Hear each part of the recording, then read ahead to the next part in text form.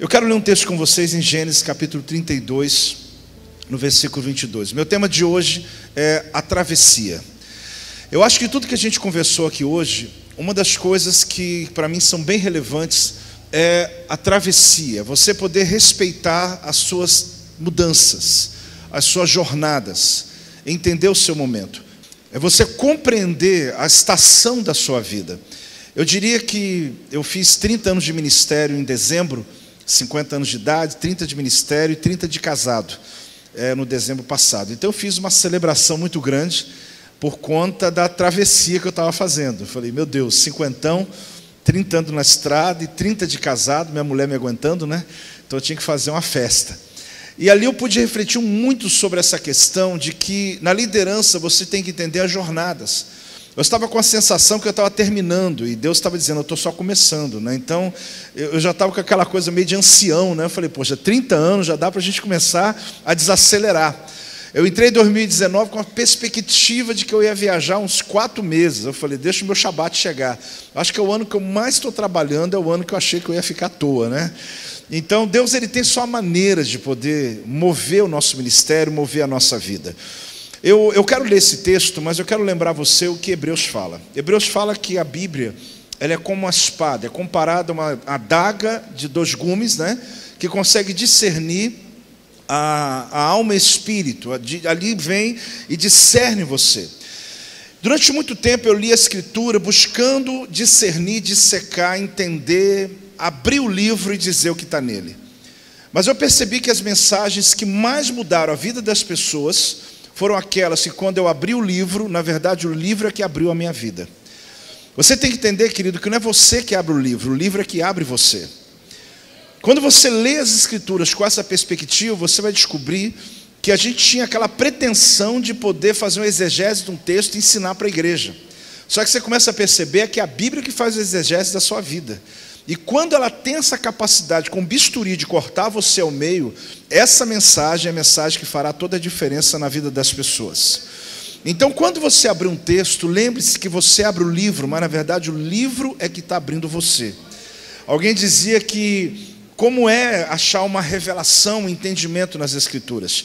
Eu acho que no mínimo você tem que lembrar, querido, que foi na 7ª vez que Elias orou, que apareceu uma nuvem tamanho da palma de um homem.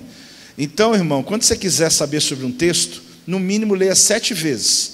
Porque quando você chegar na 7ª vez, vai aparecer uma pequena nuvem, tamanho da palma de um homem, que a primeira revelação vai começar a surgir depois de 7 leituras, pelo menos, né?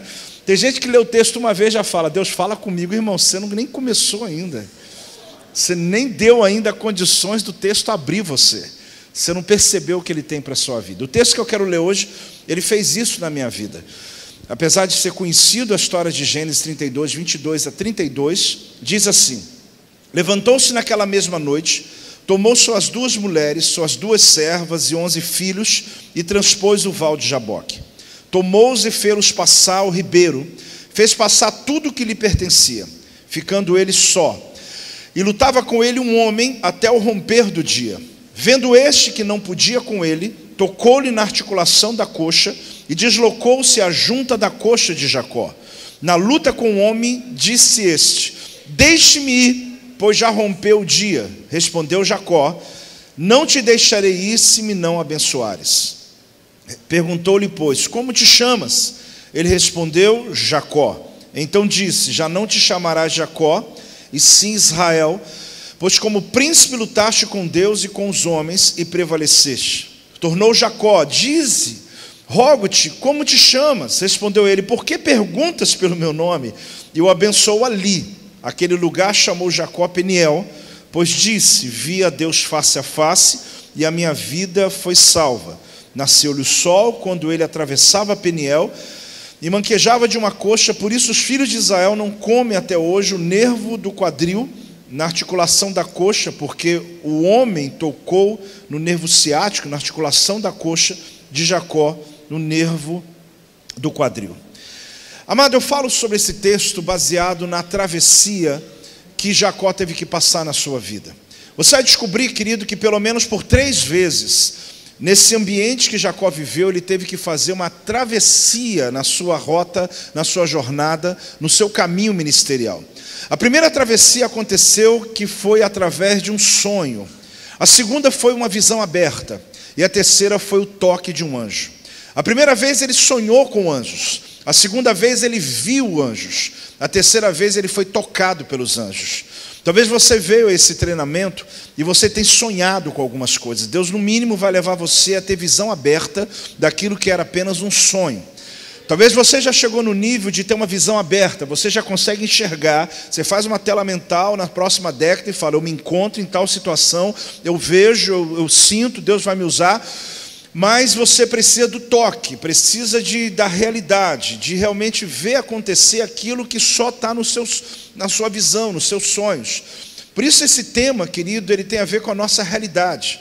É entender em qual momento da sua vida você está. E perceber que quando você não atravessa, você será empurrado. Então fala para o teu irmão, se você não atravessar, será empurrado. Fala para ele aí. Por isso que você tem que prestar atenção na sua trajetória, porque às vezes aquilo que você está chamando do inimigo não é o inimigo, é Deus que está levando você para o outro lado, para te mostrar o que tem lá, para levar você para essa próxima jornada. A primeira travessia de Jacó, querido, aconteceu em Gênesis 28, 12. Gênesis capítulo 28, versículo 12, diz assim: E sonhou, exposta na terra uma escada, cujo topo atingiu o céu, e os anjos de Deus subiam, e a Bíblia fala, e desciam por ela. Esse texto de Gênesis 28, 12, eu não esperei você abrir, mas se quiser anotar, olhar de novo, pode olhar. Ele fala a respeito do momento em que Jacó, ele está saindo da sua casa, numa fuga até a casa do seu tio Labão, que morava em Padã Arã, atual Síria. Se ele estivesse viajando hoje, ele atravessaria a Jordânia e chegaria na Síria. Numa viagem de 800 quilômetros, ele chegaria até a casa do seu tio, que se tornou o sogro de Jacó. Você sabe muito bem, querido, que nessa trajetória ele teve uma experiência, ele teve um sonho que foi fantástico. No meio do seu cansaço, ele faz um cercado de pedras. É comum isso, porque no deserto tem muitas feras na madrugada. Então ele se protege fazendo um muro de pedras e usa uma das pedras como travesseiro. Dormindo, ele tem um sonho, que como se o anjo pisasse aquele degrau, aquela pedra, e continuasse subindo. E os anjos sobem e anjos descem. O fato, querido, é que quando você se expõe a esse texto e deixa ele abrir você, e começa a entender a cultura hebraica, esse entendimento da época, você vai lembrar de uma coisa: o mundo espiritual obedece territórios. Você pode repetir? O mundo espiritual. Você vai entender isso lá em Efésios 6, que fala sobre principados, potestades, dominadores do quê?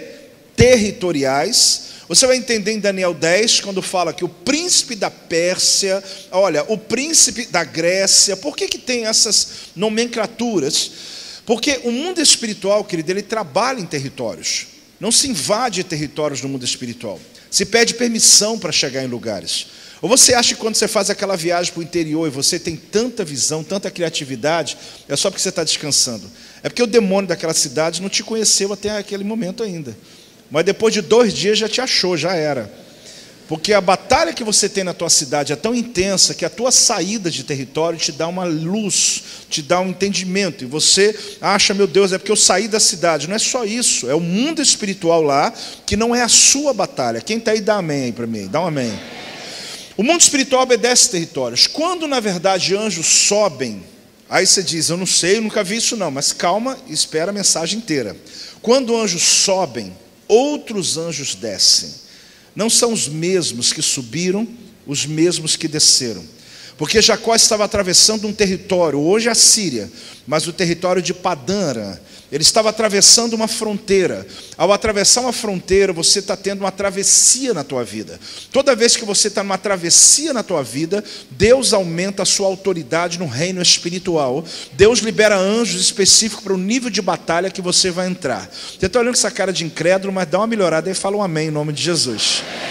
Você já vai entender tudo isso daqui a pouco.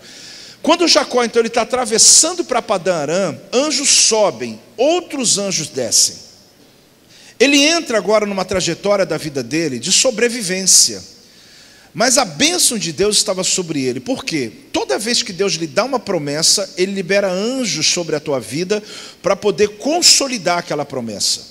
Ele manda anjos por causa do caráter dele. Então Ele quer que aquela palavra se cumpra. Jacó recebeu uma promessa a ponto dele dizer: se o Senhor me abençoar nesse nível, eu trago a 10ª parte de tudo que eu ganhar na minha existência para o Senhor. Ele faz esse voto com Deus e segue viagem. Quando ele chega em Padã Arã, você se lembra que ele trabalha 7 anos, depois mais 7 anos para se casar com Raquel, se casa com Lia, mais 7 anos até se casar com Raquel. Ao final de 20 para 21 anos, o Deus de Betel, ou seja, o Senhor que ele fez uma aliança lá em Betel, vem até ele. Só que Jacó ressignificava lugares.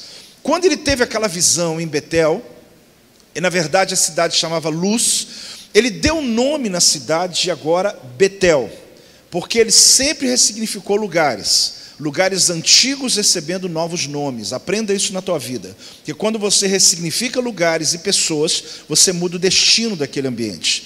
É interessante que Jacó, ele traz o nome então de Betel, que, só uma parte aqui de 1 minuto, Betel era a resposta a Babel. É uma proposta que eu devo ter falado ano passado, aqui inclusive no treinamento de vocês, que Babel representa um projeto ligado a Nimrod, um grande caçador, que criou uma estrutura baseada em uma necessidade. Se vier um próximo dilúvio, vocês não vão afogar mais, porque nós vamos fazer uma torre tão alta que nós não vamos ter problema com esse dilúvio. Proposta absurda, mas se não houver uma proposta coerente, quem tiver resposta ao caos vai governar. E não importa o absurdo que seja. Por isso a igreja não pode se calar, para que não apareçam os Nimrods dessa geração, trazendo propostas tão absurdas e o povo segue, porque nós estamos nos calando. Quem está aí, diga um amém aí. Quando Deus interrompe o projeto de Babel, Deus dá uma resposta a Babel chamada Betel. Então Betel é uma resposta a Babel, porque Babel representa projetos que nascem da terra para o céu. Babel são projetos que nascem da terra para o céu, mas Betel são projetos que nascem do céu para a terra. Todo projeto que nasce da terra para o céu tem prazo de validade, mas todo projeto que vem de lá, ninguém interrompe, ninguém toca você, ninguém para você. Pode dar um glória a Deus aí, não tem problema não. A verdade é que Jacó então, ele faz isso, ele diz, aqui é Betel.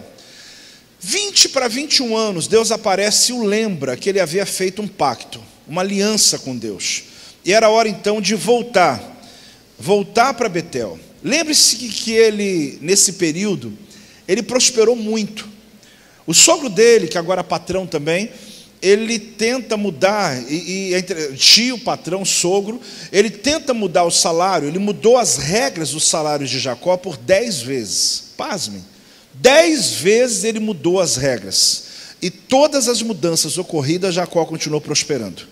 Porque eu e você já sabemos de uma coisa, a bênção não está em lugares, está em pessoas. A gente já descobriu isso na nossa história, já descobriu isso na vida de tanta gente, que a gente vai em lugares onde muita gente escolhe caminhos e não sabe que a bênção está sobre você, e você vai prosperar dentro do território que você foi chamado. Então não existe lugar difícil, tem a gente fora do propósito, não é? Se você está dentro de um propósito, o que chama de difícil se torna realizável, porque você está exatamente dentro do chamado. Você não lembra daquela história de Abraão e Ló? Abraão chegou a hora que ele não podia mais carregar Ló com ele. Até porque quando Ló foi embora, Deus veio. Você pode olhar no texto. Ló vai e Deus fala com Abraão. Tem gente que tem que entender que tem gente que tem que ir para Deus vir. Não tem como, né? É importante você entender isso na tua vida. Que Deus está muito tempo sem falar com você, porque tem gente que tem que ir para Deus poder voltar. E quando Deus fala com Abraão, Deus fala, deixa Ló escolher. E Ló escolhe o caminho. O resumo da ópera é que Ló escolheu o caminho das águas. É um caminho próspero, um caminho que mostrava proeminência, ia ser tremendo. Só que Ló faz parte de uma geração, querido, que escolhe um caminho. E Abraão, ele falou, já que você escolhe para cá, ele escolheu o avesso. Lá a história você vai descobrir que Abraão prospera muito, porque Ló faz parte de uma geração que escolhe caminhos, mas Abraão faz parte de uma geração que transforma caminhos. Você e eu temos que entender que quando você tem a bênção de Deus, pode mudar as regras, pode mudar o que for, a bênção de Deus está sobre você e você vai prosperar na terra que você estiver. Então Jacó prosperou muito, mudava as regras, ele prosperava a si mesmo, mudava as regras, ele prosperava a si mesmo. Eu abri uma igreja em Volta Redonda, como eu falei agora há pouco. É a minha cidade, a cidade que eu nasci. Não imaginava nunca voltar para ela. Quando comecei a igreja em um bairro muito pobre da cidade, na verdade o bairro que eu fui criado, e onde a igreja ela tomou uma dimensão grande, mas ainda mantém-se nessa região, não exatamente no bairro, mas na região mais populosa da cidade. Eu me lembro que muita gente chegava e dizia, mas como que você vai prosperar? Era muito jovem na igreja, a maioria saindo das drogas, a história de muitos aqui de nós, trabalhando como sempre pelo amor, pelo chamado. Mas eu dizia, um dia eles vão prosperar. Um dia Deus vai me abençoar. Eu via profeta chegando e confesso que não fui incrédulo ao que eles disseram, mas dizia assim, seu lugar não é aqui, você é muito grande para esse lugar, você tem que ir para uma capital. Aí um dia eu fiz uma releitura do texto, uma exegese completamente errada, claro, né? Mas eu disse que do interior é que fluirão rios de água viva, e não da capital, né? Eu falei, está errada a minha exegese, tá bom, tudo bem.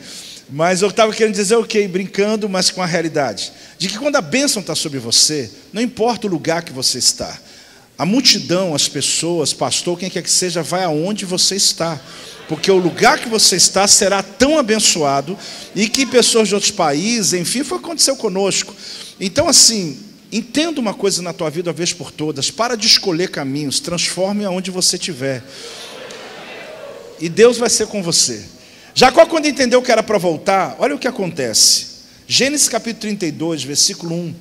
É quando Jacó, ele está voltando. A primeira travessia, querido, foi um sonho. Anjos subindo e outros descendo, que guardaram Jacó para que ele prosperasse. Você sabe que esses anjos estavam com ele o tempo todo, porque tudo que fizeram contra ele, Deus mesmo assim o abençoava.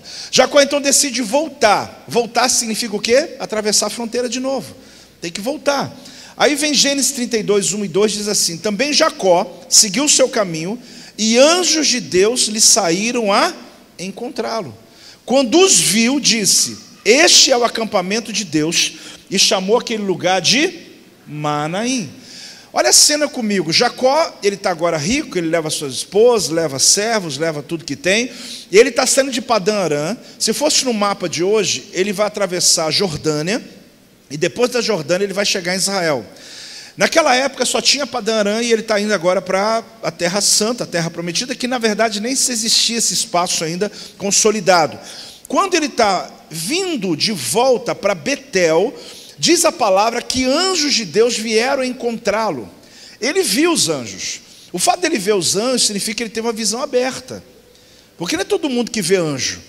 Quem vê anjo é porque está com a visão aberta, clara para ele. Você descobre que Daniel teve uma visão, os amigos dele não viram.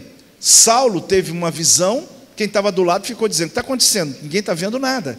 Muitos tiveram uma visão, mas quem estava do lado dele não enxergou a mesma coisa.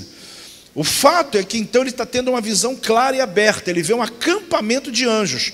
Quando ele vê um acampamento de anjos se aproximando dele, ele dá o lugar de Manaim. Agora, como que eu vejo um e digo que tem dois? Espera aí, Manaim significa dois acampamentos. Então quer dizer, eu estou vendo um e falo, aqui agora se chama Manaim. Porque os irmãos já devem entender que aqueles que desceram a escada estavam com ele desde o início. Mas Deus mandou agora na fronteira, porque ele vai atravessar a fronteira, e ele precisa de entrar em um outro nível de travessia, um outro nível de desafio, e Deus manda agora um acampamento de anjos para poder recepcioná-lo. Quem está aí, diga amém. Amém. Por que eu estou dizendo isso? Porque esse era o momento de transição, de mudança. Quando a gente não consegue respeitar, querido, as transições, a gente não consegue entender o nosso ministério. Você sabe que a cultura da transição acontece em tudo na vida. Existem sociedades que têm cerimônias de passagem. Se você for a Israel, você vai descobrir que com 13 anos o menino passa pelo bar mitzvah dele. Por quê? Porque ele precisa passar pela cerimônia de passagem. E é interessante que existe todo um projeto que acontece. Meus filhos, eu fiz o bar mitzvah deles, mas a questão não é o ritual, não é a vela que acende lá, não é o projeto da luz, nada disso, mas significa que ele está passando por um nível aonde ele está assumindo um compromisso após os 13 anos dele. E é interessante porque você vai descobrir uma sociedade que pessoas tão novas, já com tantos resultados. Por quê? Porque ele entendeu o nível de responsabilidade. No Brasil, 18 anos, a primeira coisa que o nosso filho quer fazer é tirar a carteira de motorista, que agora ele pode. Uma sociedade arborígena dizia que quando o menino fazia 18 anos, ele tinha que correr descalço por quilômetros e quando conseguisse essa façanha, ele conseguia então o título de 18 anos. O que a gente entende, querido, é que quando alguém casa, ele também passa pela cerimônia de passagem. Quando alguém se forma, a mesma coisa na faculdade. Agora, muitos crentes estão dentro da igreja há muito tempo e não entenderam que o tempo dele já passou no que diz respeito à maturidade e imaturidade. Ele continua 10 anos na igreja com a atitude de uma pessoa de 2 meses de convertido. Porque ele não entendeu que já passou para ele já não tem mais como ele viver naquele ambiente. Líderes e pastores que não perceberam que a jornada da vida dele já dobrou, já virou. Então, se a gente conseguir entender, querida, a nossa jornada, a gente consegue compreender não só a próxima década, etc., mas o que Deus tem para a nossa vida. Preste atenção. Quando Jacó estava em Manaim, ou o nome que ele mesmo deu, ele estava agora em um momento muito importante. Porque toda vez que você está atravessando, Deus, ele manda 2 acampamentos de anjo.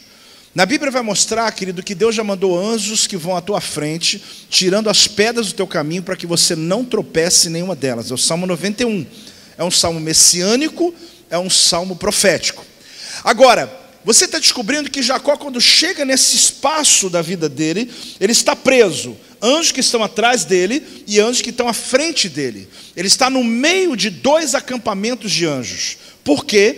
Porque quando você está apenas vislumbrando o teu futuro, querido, Deus manda anjos indo à sua frente.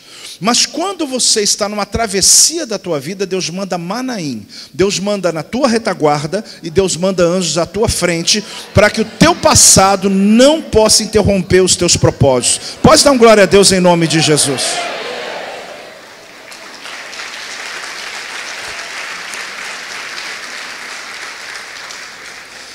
Então entenda uma coisa, quando Jacó, ele dá o nome de Manaim, ele está denunciando o quê? Eu estou vendo 2 acampamentos.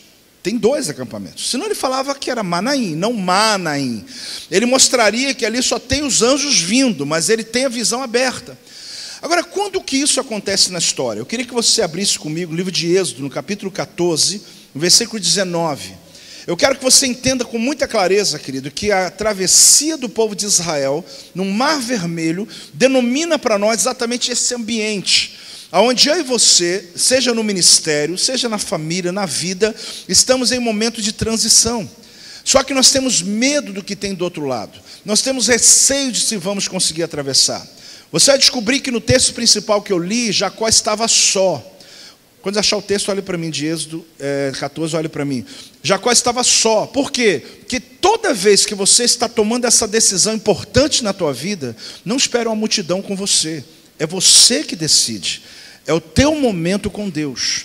Só que quando chega esse dia, querido, aprenda o que diz em Êxodo. Êxodo 14, 19 em diante. Então o anjo de Deus, que ia diante do exército de Israel, se retirou e passou para onde? Então o anjo estava na frente, passa para trás deles. Também a coluna de nuvem se retirou de diante deles e se pôs onde? Ia entre o campo dos egípcios e o campo de Israel. E a nuvem era escuridade para aqueles, que é o Egito, e para este esclarecia a noite. De maneira que em toda a noite este e aqueles não puderam aproximar-se. Então Moisés estendeu a mão sobre o mar e o Senhor, por um forte vento oriental que soprou toda aquela noite, fez retirar-se o mar, que se tornou terra seca, e as águas foram divididas. Os filhos de Israel entraram pelo meio do mar, em seco, e as águas lhe foram qual muro à sua direita, qual muro à sua esquerda. Os egípcios que os perseguiam entraram atrás deles, todos os cavalos de Faraó, e os seus carros e os seus cavalarianos, até o meio do mar, na vigília da manhã. O Senhor, na coluna de fogo e a nuvem, viu o acampamento dos egípcios e o alvorotou, e o acampamento dos egípcios emperrou-lhe as rodas dos carros e fê-los andar dificultosamente. Então disseram os egípcios: fujamos da presença de Israel, porque o Senhor peleja por eles contra os egípcios. Preste atenção numa coisa: o povo está indo agora atravessar. E Deus então manda que a nuvem que está na frente vá para trás deles. Amado, eu e você sabemos que o povo de Israel foi conduzido por uma coluna de nuvem durante o dia. E quando chegava a noite, uma coluna de fogo. As duas se encontravam? Não, nunca. Por quê? Porque quando amanhecia, a nuvem subia, a de fogo descia. Elas não se encontravam por ter propósitos diferentes. Só que quando se trata de uma travessia, Deus manda as duas de uma só vez. O que você e eu temos que entender, querido, que Deus respalda a sua decisão. Deus respalda o momento que você está exatamente indo para uma nova jornada da sua vida. Ali você descobre que a coluna que está aqui na frente, ela de dia, ela traz sombra e direção. Quando ela vai para trás e anoitece, ela vira uma escuridão, porque não foi feita para ficar de dia. Quando o Egito olhava, a Bíblia fala que ficava tudo escuro, porque o Egito é o passado. Toda vez que você está tomando uma decisão importante no teu ministério, o teu passado se aproxima. Mas quando ele olha para você, está tudo escuro, porque ele não enxerga o teu passado. Ele não consegue entender mais a sua vida, ele não te vê. Simplesmente o teu passado não enxerga. Só que a Bíblia diz que a coluna de fogo foi para frente. Ela desceu. Só que as duas ficaram juntas na terra. Deus não faz isso em nenhum outro momento. Mas quando é a tua travessia, Deus manda Manaim. Deus manda a coluna de fogo atrás, Deus manda a coluna de fogo na frente. Você está recebendo essa palavra, meu amado? Por quê? Porque eles agora estão presos a uma transição. Eu estou preso aqui na minha frente, estou preso aqui atrás. Eu estou exatamente no meio de uma decisão. Uma parede de um lado, de 22 metros de altura de mar, 22 metros de altura do outro, 19 quilômetros para eu andar, e eu tenho agora exatamente a proteção do lado esquerdo, direito, a nuvem que está aqui, a coluna de fogo iluminando o meu futuro, e uma nuvem apagando o meu passado. Então eu estou pronto agora para começar a andar. Nada vai interromper a minha caminhada. Pode dar uma salva de palmas ao Senhor, querido.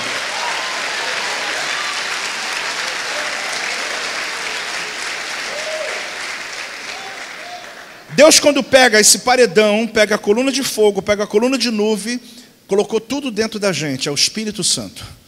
Ali Deus já estava dizendo como o Espírito Santo direciona a tua vida. E quanto você estiver nele, o teu futuro vai ser brilhante e o teu passado vai ser apagado. Não tem jeito. Quando o passado se apresenta, ele não consegue enxergar nada. O Egito não via nada. Só que quando eles terminam a travessia, olha que tremendo.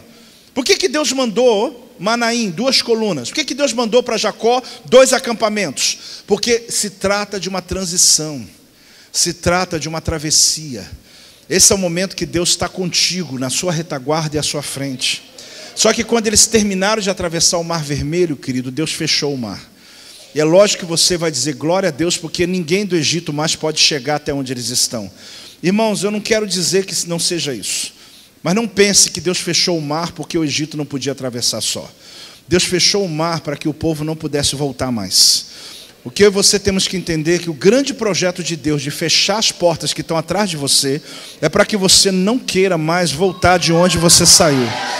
Pode dar um glória a Deus agora, pode dar uma salva de palmas, dá um aleluia em nome de Jesus.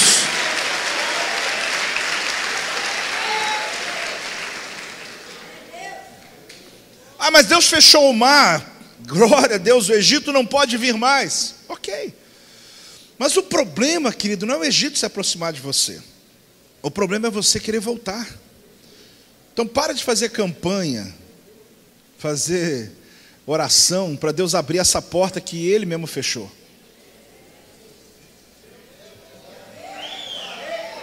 Para. Porque a gente perde tempo da vida fazendo isso. Desgaste emocional, de potencial, de um monte de coisa, dizendo, Deus, é o diabo. Deus deve estar olhando, meu filho, não, o diabo sou eu mesmo. Eu que fechei o mar para você. Aqui atrás quem fecha sou eu. Eu estou empurrando você para o seu destino. Então o teu passado é escuro, o teu futuro é brilhante. Porque Deus colocou a coluna do dia aqui atrás. E Deus colocou a coluna da noite aqui na frente. Porque a da noite tinha luz e a de trás tinha escuridão, a do dia. A gente precisa entender, querido, que o que representa essa travessia para o povo de Israel, o que representou a volta de Jacó para Betel, é que quando ele chegou na fronteira, anjos vieram lhe encontrar. Mas qual o maior desafio, angústia que temos quando a gente está numa travessia? Meu Deus, quando você está debaixo de uma palavra decisiva na tua vida, e você diz, Deus, mas o que eu vou fazer do outro lado? Como vai ser a minha vida depois dessa decisão que eu estou tomando? A questão é essa, o que tem do outro lado? Eu quero que você abra a tua Bíblia comigo, no livro de 1 Reis, capítulo 17, no versículo 2 e 3, 2 a 4. O que tem do outro lado? As decisões que eu tive que tomar no meu ministério, em momentos decisivos, que estava literalmente só, depois de estar com a igreja toda, com a minha equipe, mas na hora de decidir era eu. Eu confesso que a minha grande pergunta é, Senhor, mas depois que eu atravessar aqui, o que vai ter aqui do outro lado? Porque se aqui está tão já garantido, se as coisas que eu conquistei estão tão definidas, por que eu tenho que fazer essa travessia? Amado, deixa eu te falar sobre um profeta que também teve que fazer uma travessia. 1 Reis 17:2 diz, veio-lhe a palavra do Senhor dizendo, retira-te daqui, vai para o lado oriental, esconde-te junto à torrente do Querite, fronteira ao Jordão, beberás da torrente, e ordenei aos corvos que ali mesmo ou ali te sustente. Olha bem, preste atenção, querido, nesse texto. Deus chega para Elias, depois de profetizar que não ia chover, para que ele pudesse atravessar a fronteira, se fosse no mapa atual, Jordânia. Ele está indo para Querite, mapa atual, Jordânia. Vá para a Jordânia, atravessa a fronteira de Israel, porque eu dei ordem para os corvos alimentarem você do outro lado. Qual a possibilidade de Elias não ir? Qual a possibilidade dele duvidar? Qual a possibilidade de ele dizer, Deus, eu não vou? Grande. Porque Deus, querido, falou com ele. Agora, deixa eu te perguntar uma coisa. Qual é a possibilidade daqueles corvos não aparecerem naquele lugar? Nenhuma. Você já sabe a resposta, né? Porque com Elias, querido, Deus falou. Mas com os corvos, Deus ordenou. Você tem que entender uma coisa na tua vida, querido. Com você, Deus fala. Mas com a tua provisão, Deus ordena. Guarde isso na tua vida.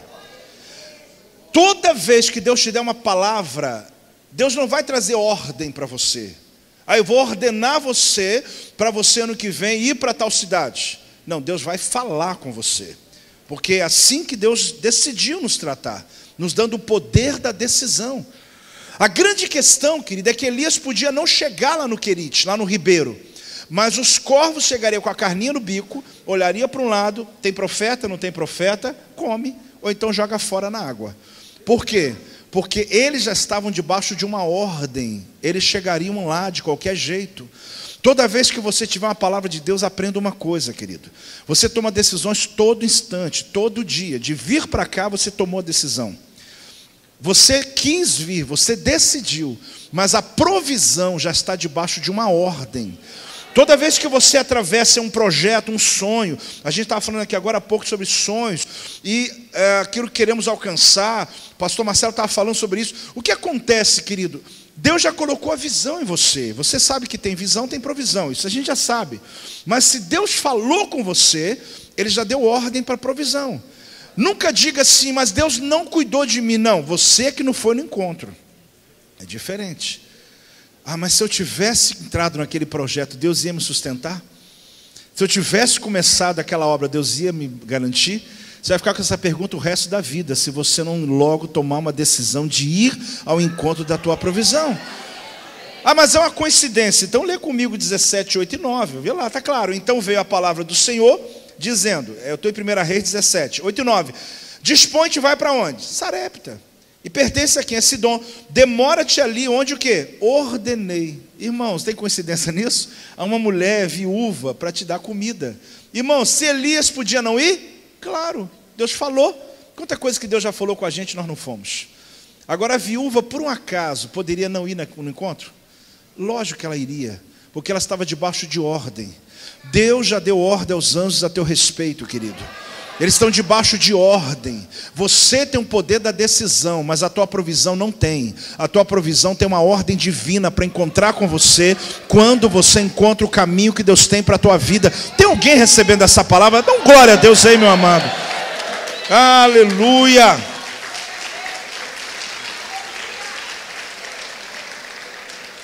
Mas o que acontece é que quando Jacó ele atravessa para o outro lado, ele continua a trajetória dele. Quando ele chega com a família dele no Vale de Jaboque, é um rio, querido, de mais de 100 quilômetros. Agora em março eu estive na Jordânia, e eu fui nessa região que o rio é mais baixo, é chamado Vale de Jaboque. E dá para atravessar sem afundar, então é o lugar onde Jacó atravessou. Esse lugar, claro, ele está dentro da Jordânia, a 40 minutos a pé a gente chega na fronteira. Então Jacó novamente ele está numa fronteira. Quando ele chega na fronteira, ele atravessa a família inteira, atravessa o pertence, atravessa tudo que ele pôde. Quando ele deixou a família do lado de cá, Jacó voltou. E ele começa agora a pegar aquilo que ele ainda pode atravessar para essa nova jornada da vida dele. Quando ele volta, um homem pega no braço dele, um homem segura Jacó. Nós já sabemos que é um anjo, mas até então a Bíblia não fala que é anjo, a Bíblia fala que é um homem. A Bíblia fala, querido, que Jacó e esse homem entram numa batalha, a noite toda. É a batalha da noite. Se você entrar nessa plataforma, o tema dessa mensagem chama Batalha da Noite nessa plataforma. Ele tem uma batalha da noite, como todos nós passamos. É a decisão da nossa vida. A gente sabe que ao romper da aurora vem a resposta de Deus. Mas a grande questão é que existe uma batalha da noite. A gente sabe que o choro pode durar uma noite. A alegria se apresenta de manhã. Porque o choro, querido, é hóspede. A alegria é residente da sua casa. Você está hospedando alguém na tua casa, só tem um quarto a mais, você pede teu filho para dormir na tia. E o hóspede fica no quarto dele. Quando chega pela manhã, o hóspede adorou o café da manhã e sentiu de Deus ficar mais 4 dias na tua casa. O residente, que é teu filho, que eu não preciso falar que é a alegria da casa, né? Eu tenho 4, eu sei o que eu estou dizendo. Ele bate e fala, mamãe, cheguei. Fala, filho, volta para a casa da titia, porque o hóspede resolveu continuar aqui dentro de casa. Amado, deixa eu te falar uma coisa. O choro é hóspede. Para de tornar o choro residente, porque ele não mora na tua casa. É a batalha da noite. Quando amanhece, acaba. É o tempo que Deus lhe dá. 12 horas é o máximo que Ele te dá para ter crise. Para você até chegar e dizer, será, Senhor? Acabou a noite, Ele fala, meu filho, ou decide a tua vida agora. Quando Jacó batalha a noite toda, chega pela manhã, o anjo pede para soltar ele. Eu fico imaginando aquele anjo que tinha tanta coisa para fazer, e o homem não solta o anjo. E ele tem que cuidar de uma adoração lá do céu e não pode voltar. Porque Jacó, só solto quando me abençoares. O anjo chega para ele e diz, tu lutaste como príncipe. Olha bem, o fato de ele ter lutado como príncipe, eu vou ressignificar o teu nome. Porque mudança de nome, mudança de destino. E ali então diz para ele, você vai se chamar Israel, porque como príncipe você lutou. Preste atenção, querido.